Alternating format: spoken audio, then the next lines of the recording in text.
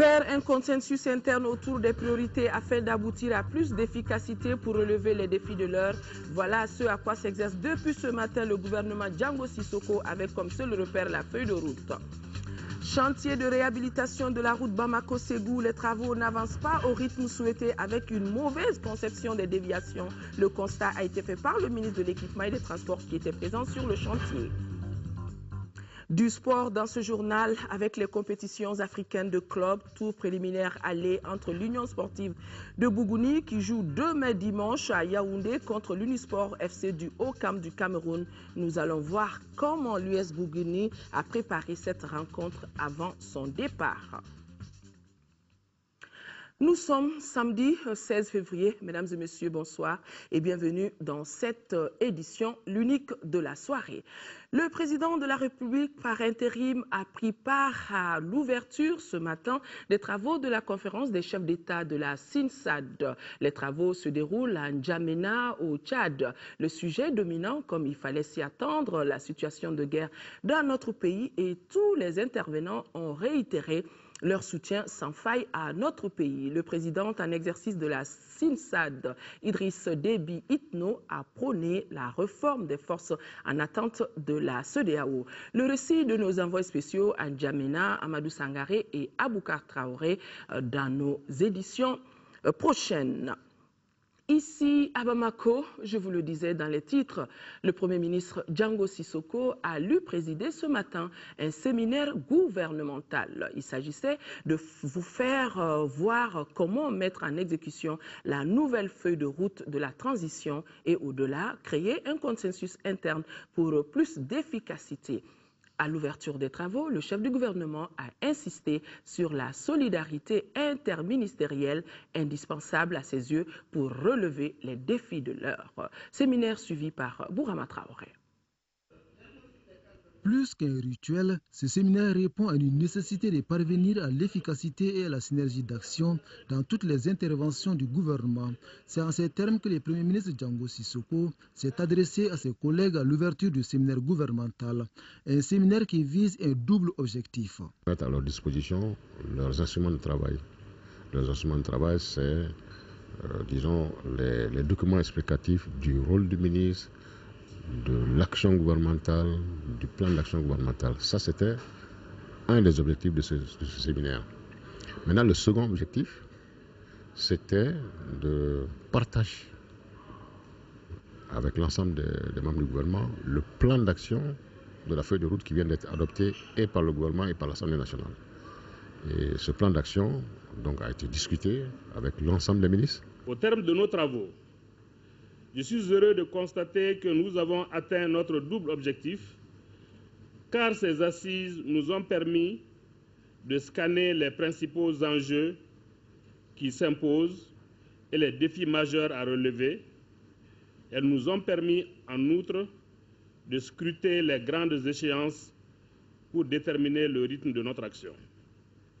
Nous avons examiné et adopté les voies et moyens permettant de renforcer davantage la coordination interministérielle. Ensemble, nous nous sommes appropriés des pertinentes observations et recommandations des élus de la nation à l'occasion de l'adoption à l'unanimité de la feuille de route par l'Assemblée nationale. Ensemble, nous nous sommes engagés sur la base de cette vision partagée et de ces recommandations désormais nôtres, à être jugées par nos résultats individuels et collectifs au regard des attentes placées en nous par l'ensemble du peuple. Parmi les défis à relever, le redéploiement de l'administration dans les zones libérées et la préparation des élections seront les premiers ministres. En plus de ces missions, il s'agit de créer les conditions du maintien de la paix sociale, de la cohésion nationale et de la relance de l'économie, indique le chef du gouvernement. Pour y parvenir, le maître mot s'appelle désormais la société interministérielle. Aujourd'hui, davantage qu'auparavant, et je suis heureux de le dire devant nos plus proches collaborateurs, nous pouvons afficher notre sens d'un véritable esprit d'équipe qui devra se traduire par une plus grande cohésion interne dans le fonctionnement quotidien du gouvernement, car chacune et chacun d'entre nous est davantage prêt à travailler avec les autres membres du gouvernement sur les priorités identifiées dans la feuille de route. Une feuille de route dont l'adoption, à en croire le Premier ministre Django Sissoko, constitue une étape majeure dans les processus de sortie des crises. Après une journée bien chargée pour le Premier ministre, voilà qu'il s'envole ce soir même pour une visite de travail à Bruxelles et Paris. Dans la capitale belge, le Premier ministre Django Sissoko s'entretiendra avec plusieurs responsables de l'Union européenne. Les échanges porteront sur les relations de coopération entre le Mali et l'Union européenne. La coopération bilatérale, il en sera aussi question au cours de l'entretien que le Premier ministre aura avec le vice-premier ministre belge. Et à Paris, l'étape de Paris, les rencontres du Premier ministre avec les autorités françaises ont l'occasion pour les deux parties de passer en revue plusieurs sujets d'intérêt commun. L'autre titre phare de ce journal, le ministre de l'Équipement et des Transports qui était hier en début de soirée sur le chantier de réhabilitation de la route Bamako-Ségou. Le chantier s'exécute à un rythme timide, 23% aujourd'hui. Le principal problème signalé est l'insuffisance du matériel. Les usagers se plaignent également de la lenteur et surtout de la mauvaise conception de certains ouvrages. Le ministre Koumaré dit avoir pris bonne note et des dispositions pratiques seront prises dans les tout prochains jours. Une visite suivie par notre reporter Bourama Traoré. La route Bamako-Ségou, ça roule mal. Véritable parcours de combattants selon les usagers. À l'origine, le tronçon est en réhabilitation. Une visite éclair du ministre de l'Équipement des Transports sur le chantier a permis de s'enquérir de l'évolution des travaux. Travaux exécutés à moins de 30%. Globalement, le chantier se déroule normalement. On est à 23% d'exécution. Vous avez dû constater. Mais ça et là, il y a des petites corrections qu'il faut apporter. Disons des difficultés auxquelles il faut trouver une solution. La première est l'insuffisance du matériel sur le chantier. La deuxième difficulté concerne la non-libération de certaines emprises de la route, des problèmes parmi tant d'autres qui entravent la bonne exécution des travaux. On a un problème de matériel, matériel pour faire le revêtement. Parce qu'on doit faire la couche de base en sol ciment. Vous avez vu vous-même qu'on a un seul finisher sur le terrain qui fait à peu près 300 mètres par jour. Donc ça c'est très lent. On a demandé à l'entreprise de renforcer le matériel à ce niveau et de mettre en place directement tout ce qui est procédure et tout ce qui est matériel pour pouvoir commencer le revêtement en vue de raccourcir la longueur des déviations. Déviations à la fois longues et mal conçues. Les usagers se plaignent également des panneaux de signalisation hors normes et du non-respect des normes d'arrosage. Conséquence, la multiplication des accidents sur le tronçon. Tout part de la conception du chantier. C'est la conception qui prévoit ces déviations. Et là, c'est pour ça d'ailleurs on est venu aujourd'hui, pour un peu voir comment amoindrir un peu les souffrances des populations, en essayant d'aller un peu plus rapidement au niveau des déviations. Pas de réaction du côté de l'entreprise chinoise chargée de l'exécution des travaux. En tout cas, les usagers entendent des réponses concrètes à ces préoccupations. Il y va de la sécurité des personnes et de leurs biens. Situation de guerre dans notre pays, poursuite des opérations de ratissage des régions du Nord, c'est ainsi qu'à Tombouctou, nos forces armées et de sécurité, commandées par le colonel Kéba Sangaré, viennent de reçu un gros coup de filet avec l'arrestation de plusieurs djihadistes et non des moindres. Le colonel Kéba Sangaré, depuis Tombouctou, nous donne plus de détails sur ces arrestations au micro de la DIRPA, colonel Samba Koulibaly et colonel Adama Traoré de la DIRPA. Les préposés islamiques qui sont à notre niveau, les premiers ont été arrêtés à partir de Liri, donc d'autres à Tombouctou et environnant.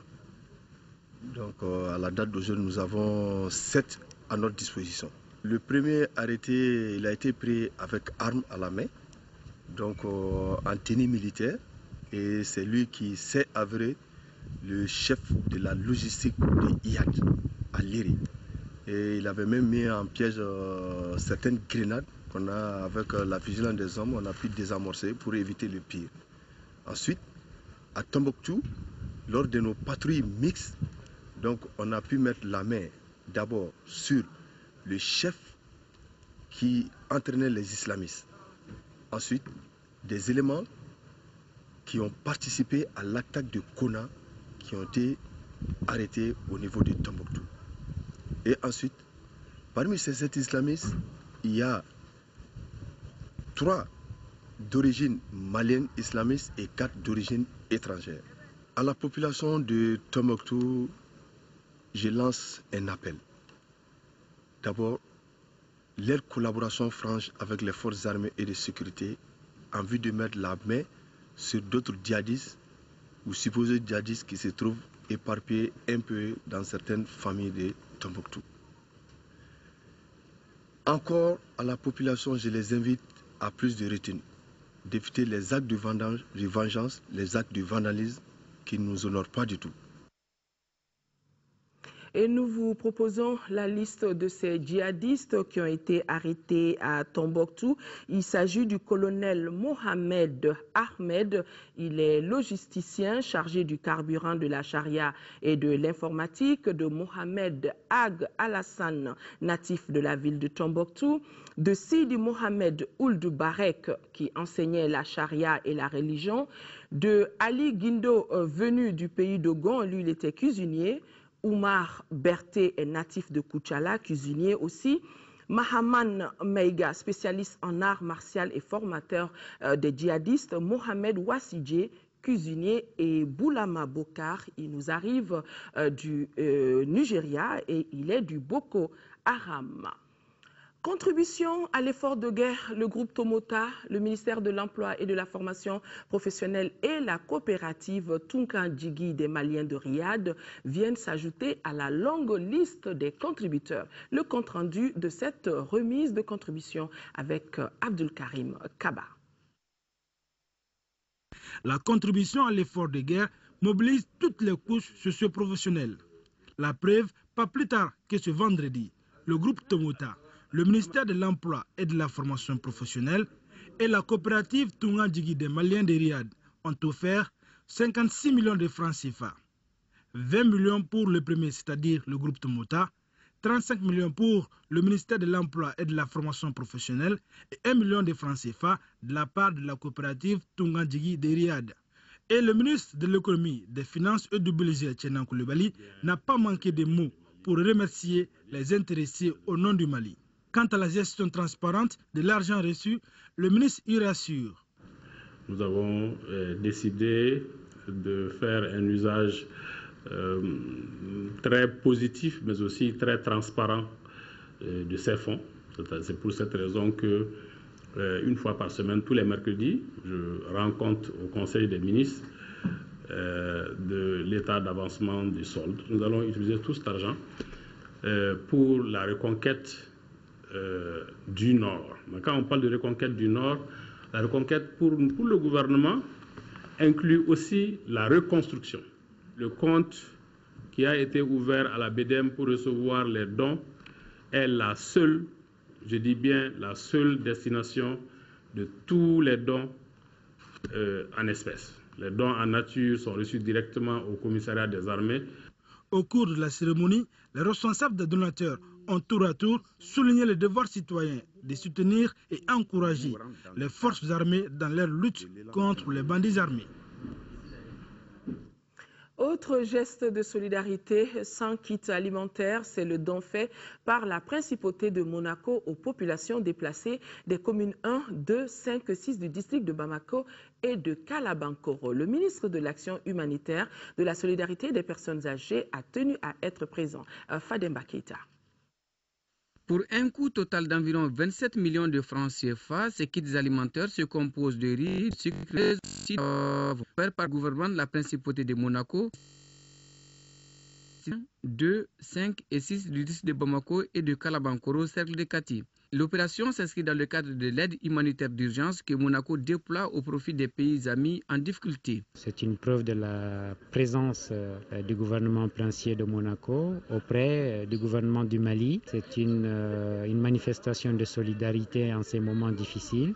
C'est aussi pour manifester la vision du prince, qui est une vision très humanitaire, une vision de coopération décentralisée. La remise des produits de consommation courante qui s'effectue en toute transparence selon les donataires et résulte de l'implication de l'Amassa Afrique verte et des autorités des communes retenues. La cérémonie qui nous réunit aujourd'hui rentre dans le cadre du lancement du programme d'aide alimentaire d'urgence destiné aux populations du Nord Mali déplacées et installées dans le district de Bamako. Au nom de toutes ces populations meurtries dans leur chair qui se trouvent ici à Bamako, malgré leur choix, je vous dis merci. Le ministre de l'Action humanitaire apprécie à sa juste valeur le geste du donateur. Notre souhait à nous tous aujourd'hui, c'est que très rapidement, nous puissions plutôt faire l'inverse, que nous puissions vous retrouver à Kidal, à Gao, à Tombouctou, dans tous les hameaux, pour vous apporter l'assistance nécessaire. Le gouvernement de la Principauté de Monaco avait auparavant investi plus de 66 millions de francs CFA dans divers produits pour soutenir nos populations réfugiées dans les pays voisins. Dans le cadre de la mise en œuvre de ces activités 2012, l'Église catholique de Nioro du Sahel vient de procéder à la distribution gratuite d'un important lot de produits alimentaires pour une valeur de 20 millions de francs CFA aux populations déplacées du Nord résidant dans le cercle de Nioro. Nioro, nous retrouvons le reportage de Moussa Diakité. Composé de riz, de sucre, de lait et d'huile, ces dons, produit du partenariat entre l'Église catholique de Nioro et Miserior Allemagne, aura coûté 20 millions de francs CFA. Ces gestes de solidarité à l'endroit des frères déplacés du Nord est une manière pour l'Église catholique d'appuyer le gouvernement du Mali dans sa démarche de prise en charge de cette couche victime de l'occupation des régions nord du pays. À travers cette donation, nous voudrions exprimer notre solidarité, notre fraternité et notre profonde empathie à l'égard de nos frères et sœurs déplacés de la guerre du Nord et accueillis ici à Nioro. Ainsi, 230 personnes déplacées sont concernées par cette opération à raison de 20 kg de riz, 4 kg de sucre, 3 litres et demi d'huile et 2 kg de lait par bénéficiaire. Je suis très content d'avoir ces dons. Ces gestes humanitaires nous permettent de prendre en charge durant quelques mois nos membres de la famille. C'est le lieu pour moi de remercier au nom des autorités administratives et politiques la paroisse catholique de Nioro et son partenaire allemand pour ce geste de solidarité. La mission catholique qui s'est toujours montrée présente pendant les moments difficiles s'est dit toujours prête à aider dans la mesure du possible les populations en difficulté. Les rideaux sont tombés cet après-midi sur la 3e édition du Forum de Bamako. Le thème de cette année, État, conflit et réconciliation nationale, enjeux de la cohésion sociale et défis de la gouvernance locale. Les propositions faites au cours de cette assise de Bamako seront partagées avec l'ensemble des élus de la nation et les partenaires techniques pour trouver une sortie de crise que traverse notre pays. Agibou Koulibaly a suivi cette cérémonie de clôture. L'ensemble de la communauté internationale vient de se réunir pendant 5 jours au Forum de Bamako pour se porter au chevet de notre pays et définir les grandes lignes de ce que doivent être les solutions aux différentes crises que nous vivons. On a esquissé des pistes de solutions, mais à problème complexe, solution complexe. Ces solutions que nos amis, parce que nous ne sommes pas seuls, je vous ai dit, ce sont des gens venus du monde entier qui ont partagé ces réflexions avec nous. Nous allons les remettre au président de l'Assemblée nationale et à des présidents de commission pour qu'ils s'approprient. Le forum de Bamako s'est beaucoup focalisé sur la crise politico-sécuritaire au Mali et au Sahel.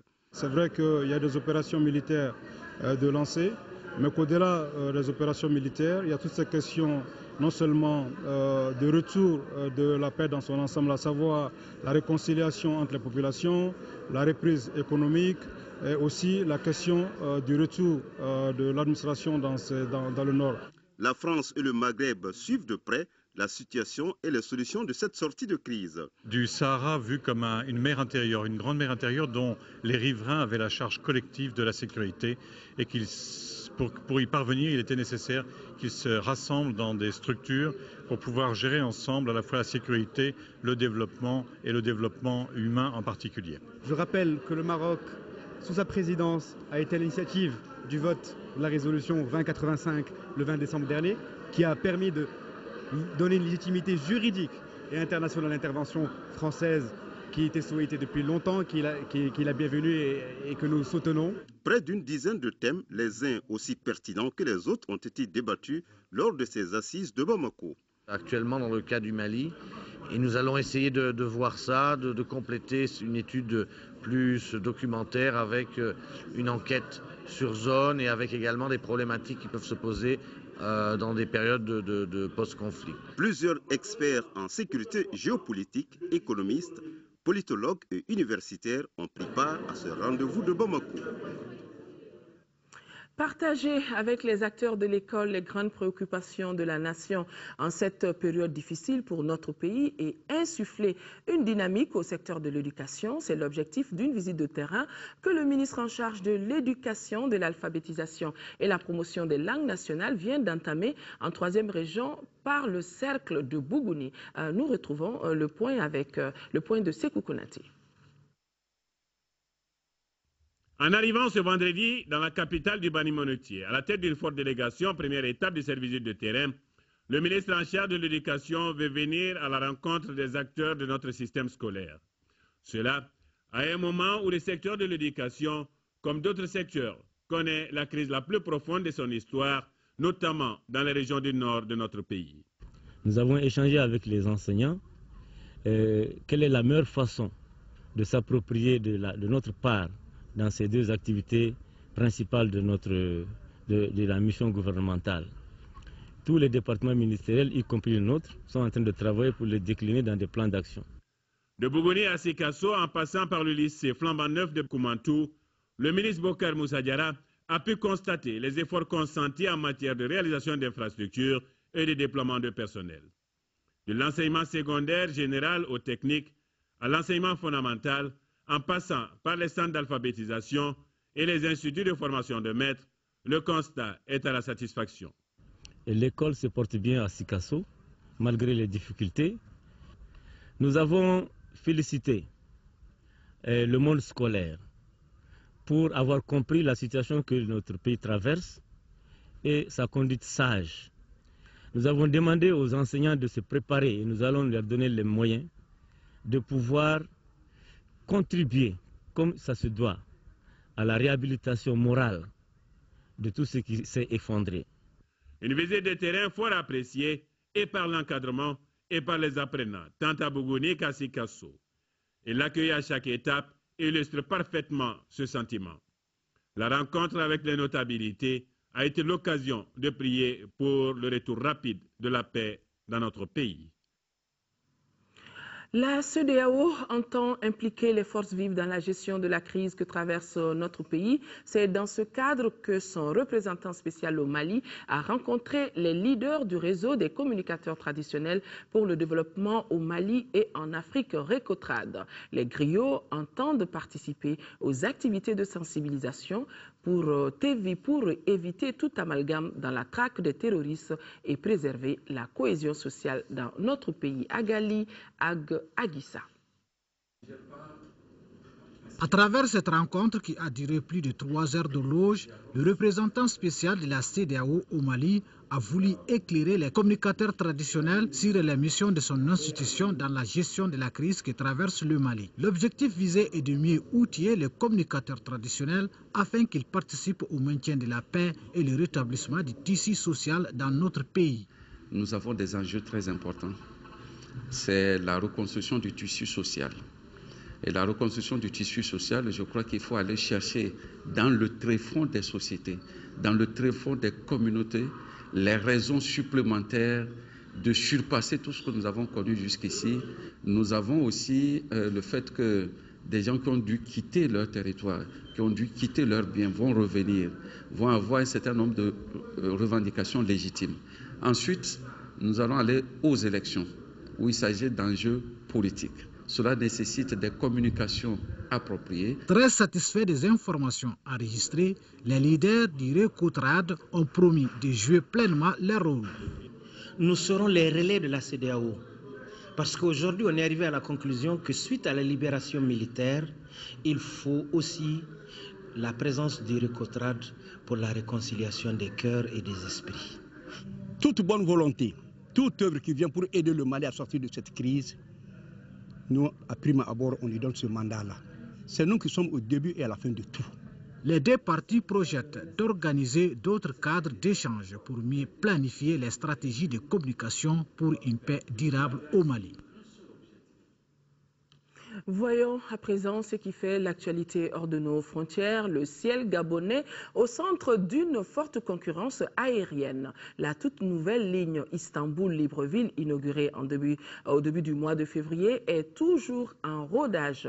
Même si la destination gabonaise reste l'une des plus chères en Afrique centrale, Air France, une autre compagnie, entend s'ajouter à la danse, et cela à partir du 11 mars prochain. La toute nouvelle ligne aérienne Istanbul-Libreville, inaugurée par Turkish Airlines début février, est encore en rodage.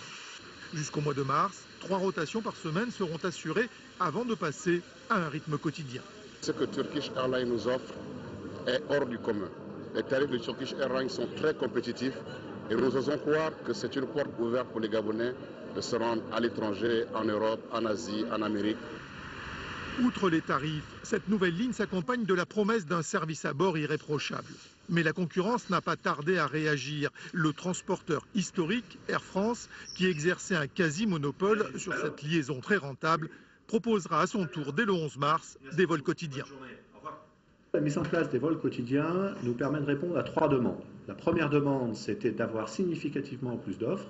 La deuxième demande, c'était d'avoir des tarifs beaucoup plus accessibles pour nos clients. Et la troisième demande, c'était de participer à la promotion du Gabon. La destination Gabon, qui était l'une des plus chères en Afrique centrale, devrait bénéficier de cette nouvelle concurrence, à la grande joie des voyageurs, mais également des autorités qui, depuis longtemps, veulent faire de Libreville une plateforme sous-régionale. Le reste de l'actualité sur le continent, cette fois-ci en images et à pas de course, avec des sujets comme les présidentielles au Kenya, la religion au Ghana et des manifestations au Niger. Le tribunal est incompétent pour statuer sur une question relative à l'élection du président. En annonçant ce jugement, la justice kenyane a levé tous les candidatures du ticket Kenya à la présidentielle prévue le 4 mars prochain. Une centaine de partisans rassemblés devant le tribunal a fêté la décision. Les 2 hommes sont inculpés de crimes contre l'humanité par la Cour pénale internationale pour les violences post-électorales de 2007. Dans le cadre du comité de pilotage du symposium des conférences épiscopales d'Afrique et de Madagascar, les hauts responsables de l'Église catholique du continent sont réunis à Accra. L'occasion pour eux de mobiliser toutes les énergies dans l'espoir qu'un pape africain puisse se hisser sur le trône de Saint-Pierre après la démission de Benoît XVI et de prier pour les cardinaux ghanéens Peter Turkson et nigérian Francis Arinze, souvent cités comme successeurs possibles. C'est à coups de matraque et de gaz lacrymogène que les forces de l'ordre ont réprimé une manifestation des enseignants à Niamey. Le leader a été arrêté quelques heures avant d'être relâché vendredi dans la soirée. Cette marche fait suite à une grève de 72 heures largement suivie. Les enseignants exigent de meilleures conditions de travail et l'uniformisation des primes accordées aux fonctionnaires. Jusqu'à présent, les négociations engagées avec le gouvernement n'ont pas abouti. Voilà, mesdames et messieurs, nous retrouvons l'actualité nationale. Sensibiliser la population sur la gestion efficiente de l'eau et la promotion des bonnes pratiques d'hygiène, c'est le but d'une série d'activités lancées dans la commune rurale de Muntugula. C'est une initiative de l'Association pour la promotion et la défense des droits de l'homme en collaboration avec l'ONG WaterAid, envoyés spéciaux Tchemogo Konate et Sidi Modibo Dambélé. Si l'eau est considérée comme source de la vie, l'accès à l'eau potable reste une préoccupation dans plusieurs localités du Mali. Une situation qui sous-tend la prolifération des maladies diarrhéiques. La sensibilisation sur le code de l'eau et de l'assainissement dans la commune rurale de Muntugula, dont les travaux viennent d'être lancés, vise une gestion efficiente de cette ressource précieuse. Elle vise également à éduquer la population sur le respect des normes de réalisation des forages. Cette initiative de l'Association pour le progrès et la défense des droits de la femme s'inscrit dans la logique de promotion des bonnes pratiques d'hygiène en milieu rural. La gestion de l'eau ne doit pas être la seule responsabilité des femmes sur comment on peut avoir accès à l'eau et à l'eau propre. Donc quand vous voulez créer un puits, comment vous devez, les moyens par lesquels vous devez passer pour créer un puits, ou si vous avez besoin d'avoir accès à l'eau potable, parce que vous savez que la terre appartient à l'État. Si vous voulez faire toute autre activité qui a trait à l'eau, vous devez évidemment avoir une certaine autorisation. L'initiative a été accueillie bras ouverts par la population, d'où l'engagement de celle-ci à la soutenir. La PDF est en train de contribuer beaucoup au développement de la commune par cette sensibilisation sur le code de l'eau. Je vais essayer de tout faire pour essayer d'organiser des séances encore plus élargies que ça pour que la plus grande partie de ma population puisse être imprégnée de ce code de l'eau.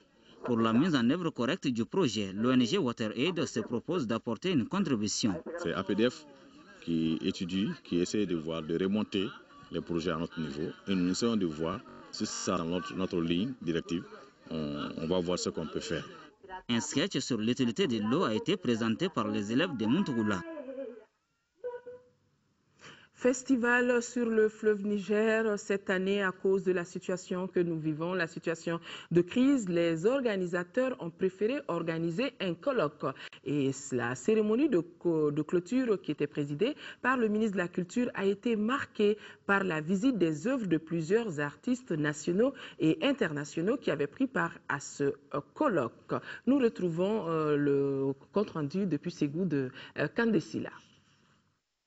Du Quai des Arts de Ségou au siège de la Fondation Festival sur le Niger, le ministre de la Culture et sa délégation ont pu apprécier le génie créateur des artistes peintres qui, grâce à des techniques d'expression riches et variées, font parler leur état d'âme. Des artistes plasticiens de renommée comme le Sénégalais Souli Cissé, dont les œuvres décrivent des formes hybrides animales et humaines, aux photographies de Amadoun Diko qui restituent l'enthousiasme permanent chez les Kourouga, en passant par les œuvres des artistes en herbe, l'expression culturelle était au rendez-vous de cette 9e édition du Festival sur le Niger. Une édition placée sous le thème culture et gouvernance.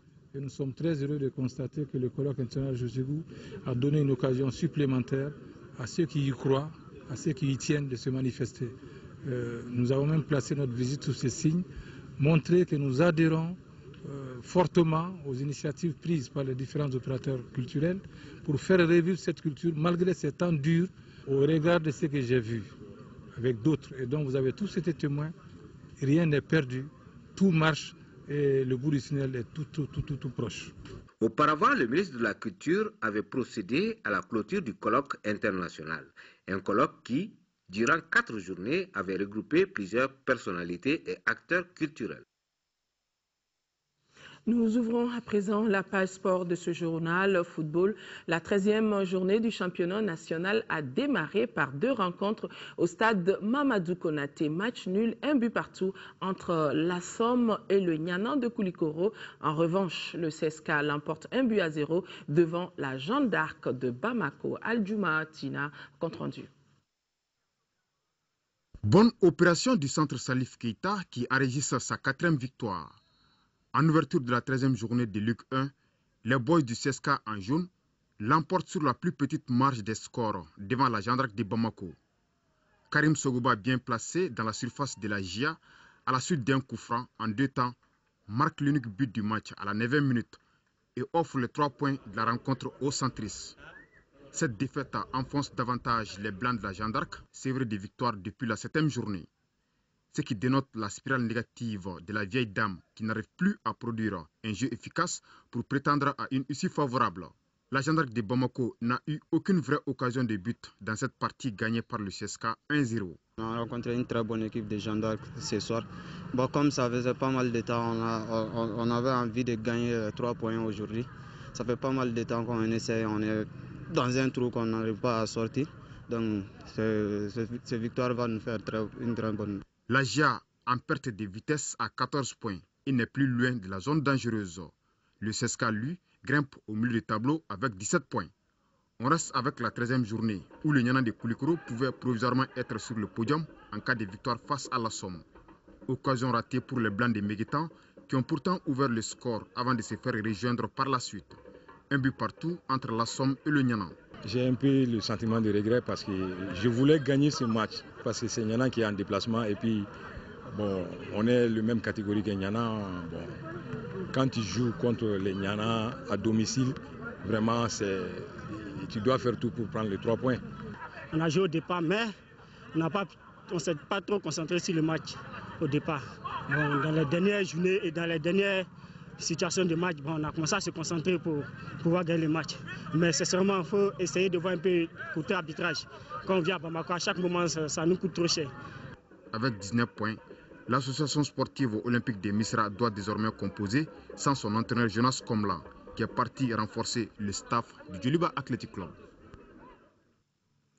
Sport football, compétitions africaines de club, tour préliminaire aller pour le sport jouera demain dimanche à Yaoundé contre l'Unisport FC du Haut-Cam du Cameroun. Notre reporter Sigaratou Sissé a suivi l'US Bougouni avant son départ. Entrée en matière.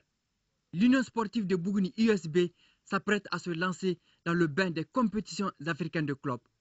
Un test grandeur nature pour l'ambassadrice du SEC de Bougouni qui souffle à peine les 3 ans de sa jeune et prometteuse existence.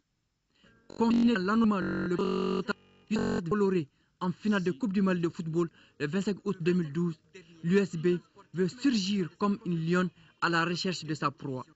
Ce sera un saut dans l'inconnu en Coupe de la Confédération, tour préliminaire aller. Quand même, nous irons pour tout faire. Revenir avec les 3 points. À défaut des 3 points, on va tout faire pour venir avec le nez.